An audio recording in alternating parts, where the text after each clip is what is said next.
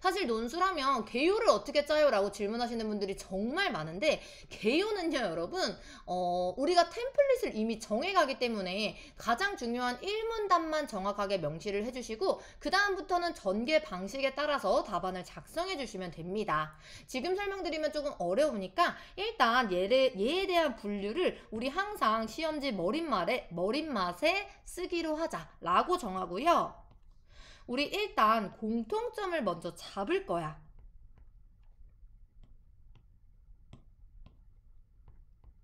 그쵸? 우리가 항상 기출문제 풀 때 가부터 라까지 전체를 아우를 수 있는 공통점을 잡아주기로 했습니다. 그래서 그 공통점의 대표적인 것이 여러분 자본주의와 우리 지문을 다 풀어오고 읽어왔기 때문에 바로 시작할게요 여러분. 자본주의와 예술이 상호 의존적인 관계더라 라는 점을 공통적으로 잡아줄 수가 있습니다. 상호 의존적이다 논술에서 정말 많이 사용하는 단어인데 한마디로 이 자본주의와 예술이 서로 뗄래야 뗄 수 없는 불가분의 관계라는 점이에요. 그쵸? 무슨 말인지 이해되시죠?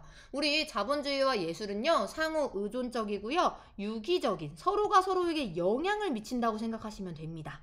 논술에서 너무나도 많이 사용되는 단어이기 때문에 반드시 알아두셔야 되고요. 여러분 공통점이라는 게 거창할 게 없어요. 그냥 이렇게 그래 키워드들끼리 뗄래야 뗄 수 없는 관계더라 제일 많이 나오는 공통점입니다.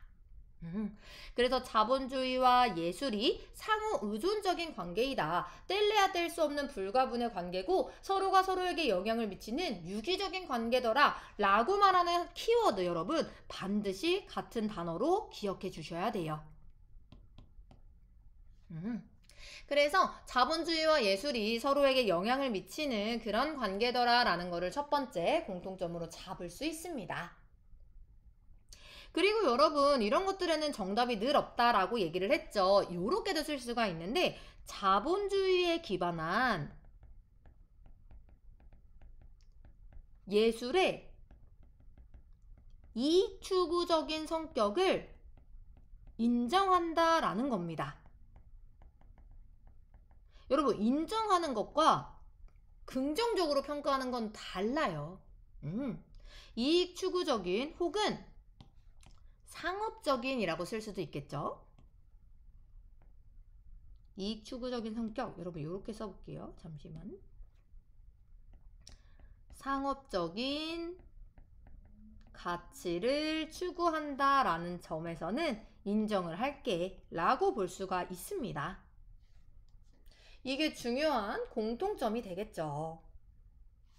그래서 자본주의와 예술이 상호 의존적인 관계에 있더라. 자본주의에 기반한 예술이 이 돈을 추구할 수밖에 없는 성격은 인정할게 라고 얘기하는 점이 가부터 라까지의 공통점이다 라고 보시면 되는 거예요.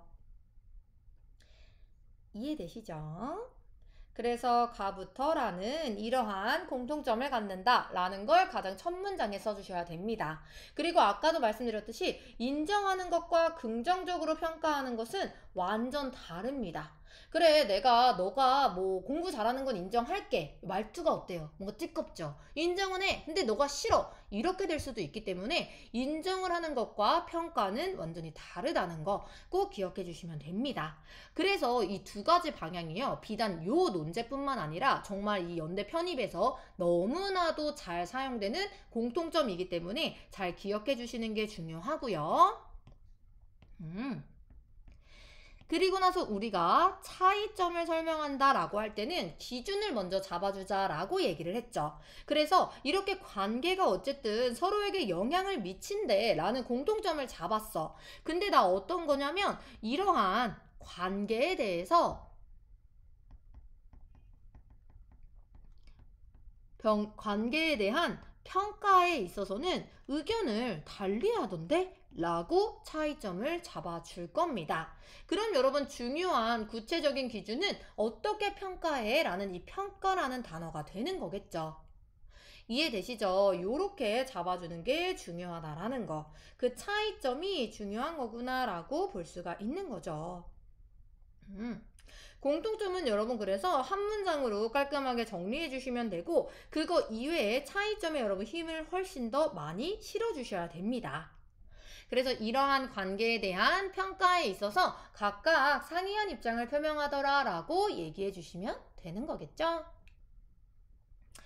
그치? 자, 그래서 얘에 대해서 어떻게 평가하냐라고 했을 때 여러분 중요한 것은 이 분류를 과연 잘 했느냐가 나오겠죠. 아이고 여러분 죄송해요. 가와 다입니다. 가다 그리고 나라로 분류할 수 있을 거예요.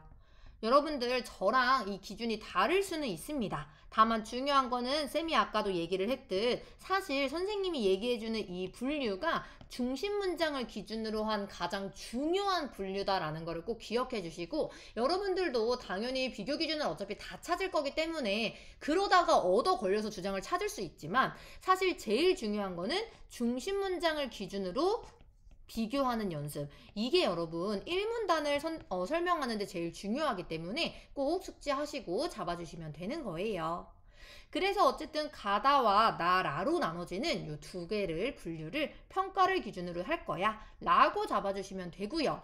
그리고 나서 그 다음에 사용되는 게 여러분 당연히 뭐겠어요? 대립 키워드가 그 다음 문장에 나오게 될 겁니다. 그럼 우리 머릿속에 여기 있던 이 대립 키워드를 막 생각해보고 평가라는 것은 긍정적 평가와 부정적 평가가 있겠지 라고 생각할 수가 있겠죠. 그래서 가와 다는요 이런 관계를 긍정적으로 평가하는 지문입니다.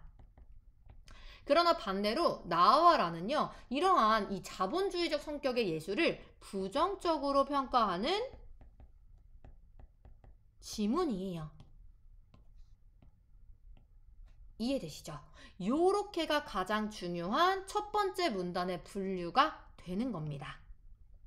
그래서 여러분 이게 가장 중요한 개요다라고 생각하시면 돼요. 내가 반드시 1문단에는 이렇게 공통점과 차이점의 기준, 그에 따른 대립 키워드를 쓸 거야. 이게 1문단인 거야. 그럼 2문단에는 가와 다를 써주고요. 이 3문단에는 나와 라를 써주는 게 가장 기본이 될 겁니다. 그럼 선생님 2차 비교, 3차 비교는 어디서 쓰나요? 라는 얘기가 나오죠. 그거는 여러분 2문단에 이어서 같이 2차 비교, 3문단에 이어서 같이 3차 비교가 나오게 됩니다. 여기에 뭔가가 더 있다면 새로운 문단을 만들어서 4차 비교까지 해줄 수가 있게 되는 거겠죠. 이해되시나요 여러분? 이렇게 잡아줄 수가 있는 거고 혹은 여러분 이게 꼭 2차 3차 비교라는 말이 없이 그냥 얘네를 요약하는 과정에서 비교점을 같이 나열하셔도 됩니다. 여러분 그러면 내가 이런 것도 볼 수가 있어. 가와 다는 긍정적으로 평가한다 라고 얘기를 했는데 대체 어느 부분에서 차이가 있을까라는 생각을 또 해볼 수가 있겠죠. 우리 차이점들은 진짜 많다라고 얘기를 했고 가와 다가 공통적으로 묶여있긴 하지만 얘네들은요 여러분 가와 다는요 순서가 다릅니다. 다시 말해서 긍정적인 영향을 미친다고 하잖아. 그때 영향을 미치는 주체가 누구냐 혹은 그러한 영향의 방향성이 어떻게 되느냐 라는 게 너무나도 중요해집니다.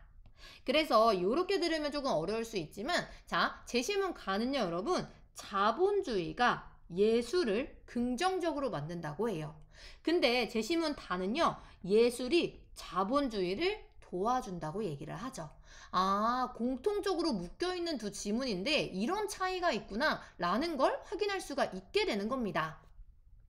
그쵸? 반대로 제시문 나와라도 어떤 차이가 있느냐라는 거를 볼 수가 있어요. 이때 여기서도 역시 평가의 방향성 혹은 평가의 정도, 부정적으로 평가하는 정도를 통해서 잡아줄 수가 있는데 여러분 일단 요거부터 먼저 써줄게요. 제시문 나는요.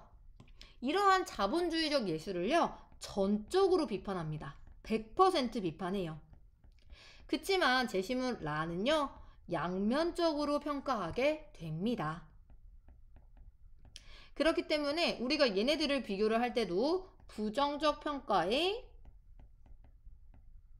정도를 기준으로도 차이를 갖고 있더라. 혹은 범위를 중심으로도 차이를 갖고 있구나 라고 볼 수가 있는 겁니다. 그래서 이렇게 하면 여러분 벌써 3차 비교까지 가능해지더라 라고 봐주시면 돼요. 쓰시면서 들으시면 되는데, 그렇기 때문에 그러한 과정 속에서 애초에 얘네들을 2차 비교할게, 3차 비교할게 이렇게 쓰셔도 되고, 각각 이런 방향성을 나눠서 답안에 근거로서 그냥 녹여주셔도 됩니다. 이렇게 봐주시면 되겠죠? 그치? 그렇게 해서 여러분 우리가 1차 비교이자 첫 번째 문단에 써야 되는 가장 중요한 내용을 이렇게 잡았다라고 보시면 되고요. 여러분 제가 2차, 3차 비교가 있다라고 계속 얘기를 하지만 사실 이런 것들을 답안에 녹여내는 게 사실은 쉽지 않으실 거예요. 그도 그럴 게 이게 또 고정적으로 막 3개씩 비교점이 나온다, 4개씩 비교점이 나온다 이런 것들은 사실은 절대 아니기 때문에 지문에 따라서 학생들이 살짝 이 고민을 하는 시간이 분명하게 필요하기는 합니다. 근데 이때 꼭 말씀드리고 싶은 게 가장 중요한 거는 바로 이 1문단.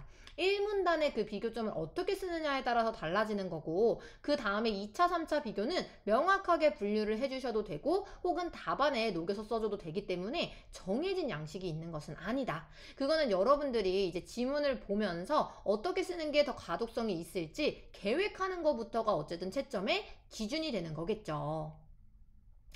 이해되시나요? 그렇기 때문에 이런 부분들 잘 계획해서 쓰실 수 있도록 우리 모범답안 반복적으로 필사하고 한번 막 수업 전에도 스스로 문제를 풀어봐야 되잖아? 그때 한번 이렇게도 써보고 저렇게도 써보면서 가장 가독성 있는 답안을 쓰는 연습을 해주시면 됩니다.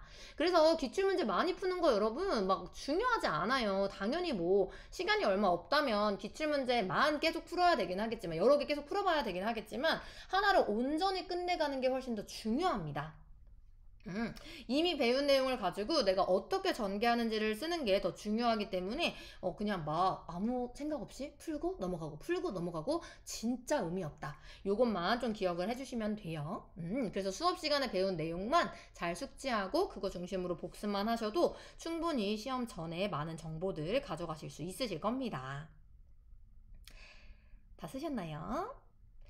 자, 그러면 이렇게 1차적인 분류를 잡았고요. 여러분들은 앞으로도 여러분들이 시험장에서 문제를 풀 때 머릿맡에다가 공차차를 반드시 쓰게 될 겁니다. 그리고 걔를 바탕으로 1문단을 우리 아무렇지 않게 쭉쭉쭉쭉쭉 요렇게 전개를 해주시면 되겠죠.